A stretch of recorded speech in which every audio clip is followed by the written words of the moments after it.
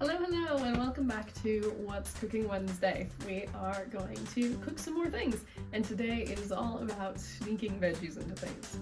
So this breakfast might sound a little bit crazy, but just bear with me here.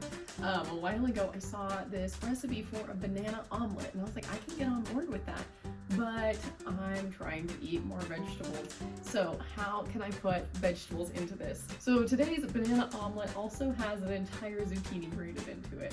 So we've got eggs, half a banana, a whole grated zucchini, some cinnamon. We're gonna butter the pan up good, dump it in, and let it cook most of the way through before we flip it over to the other side. And after flipping it, you can sprinkle on some chocolate chips if you're feeling spicy. For our snack, we're gonna make some strawberry gummy dinosaurs. But again, we're gonna add some spinach. And that just means I'm gonna have to cook my strawberries and my spinach down before I blend them up to make sure that it actually combines nicely and makes a nice puree. Whereas normally I would just heat berries in the microwave and make them that way.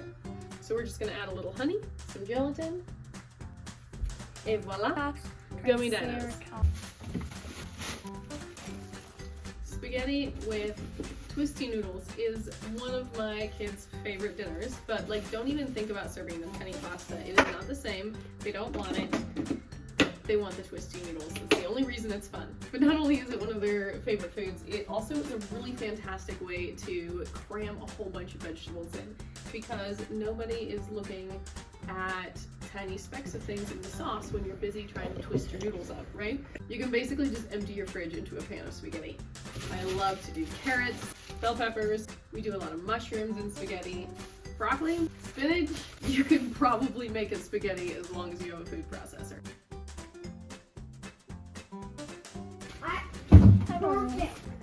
Is it good? So that's my day.